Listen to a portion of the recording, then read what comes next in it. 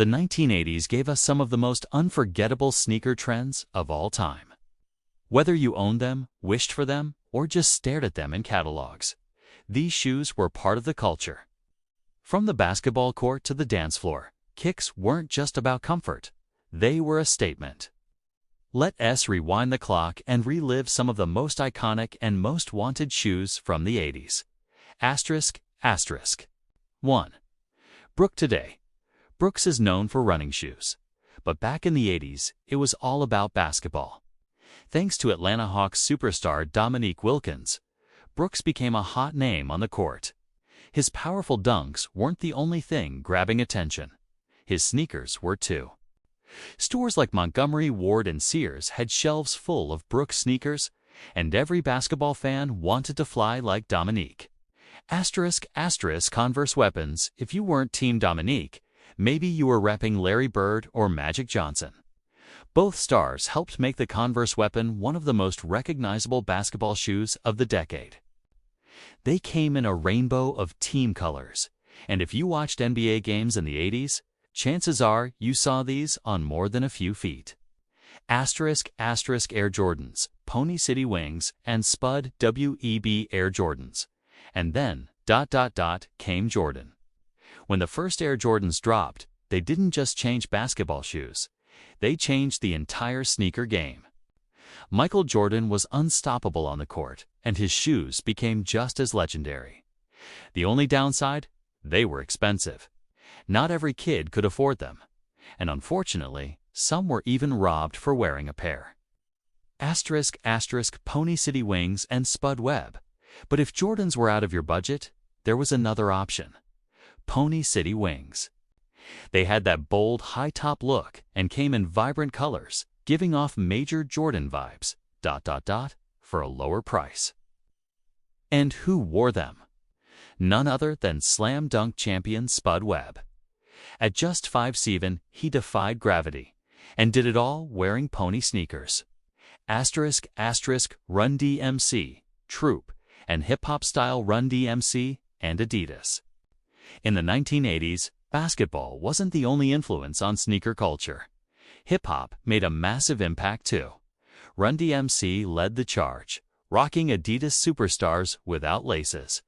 No fancy logos, no flashy colors, just clean shell toes and pure attitude. With their track My Adidas, they made street style mainstream and turned sneakers into hip-hop essentials. ***, TROOP and LL Cool J. But Adidas wasn't alone. TROOP burst onto the scene with bold designs and serious hip-hop swagger. Their gear was loud, flashy, and full of gold trim, perfect for the booming rap scene. Most people first spotted TROOP on LL Cool J's Bad album cover.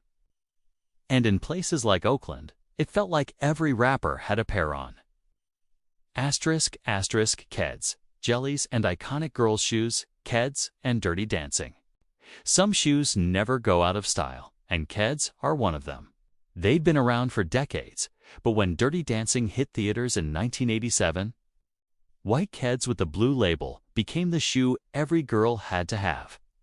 They were cute, clean, and suddenly everywhere, from high school halls to summer camps.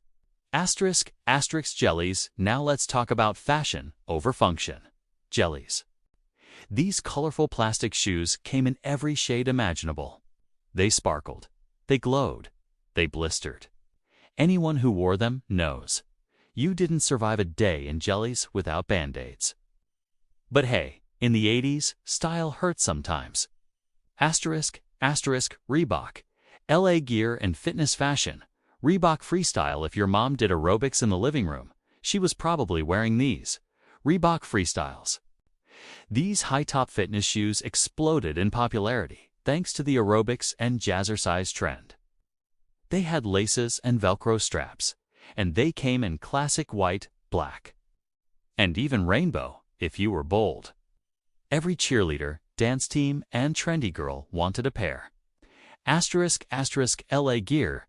Then came LA gear, the shoe that screamed 80s style. By the late 80s, they were everywhere. Malls, music videos, Even celebrity endorsements from Karl Malone and Kareem Abdul-Jabbar. They looked cool. They felt trendy. And for a while, they were one of the biggest sneaker brands in America, right behind Nike and Reebok. By the mid-90s, they slipped into clearance aisles, but their legacy? Still unforgettable. Reebok pumps, Kangaroos, and funky features Reebok pumps at the end of the decade. Reebok dropped a game-changer. The pump, launched in late 1989. These shoes had built-in air chambers you could inflate by pressing the tongue. It wasn't just cool, it felt futuristic. When Dee Brown pumped his shoes on national TV during the 1991 Slam Dunk Contest and won, the crowd went wild, and sales skyrocketed. They didn't just feel good, they looked like you were leveling up. **** Kangaroos want storage and style. Enter Kangaroos, or as they were called, Roos. These sporty sneakers had a tiny Velcro pouch on the side, just big enough for a dollar bill or a few coins. No one really used the pocket, but having it made you feel like you could carry secrets. They came in tons of colors, were super popular for a few years, and then disappeared faster than the change in your pocket. ***Avia. Dress shoes with jeans and late 80s style Avia sneakers.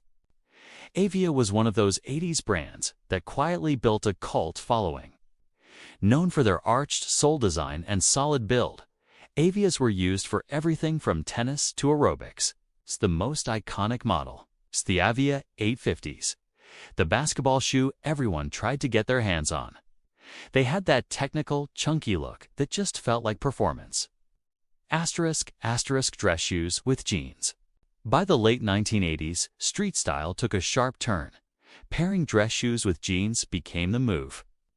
The most sought-after brand was Cole Haan, but if that was out of your price range, Eland or local mall versions filled the gap. Loafers, tassels, even penny slots. They were called decks, dress casuals, or just cool back then.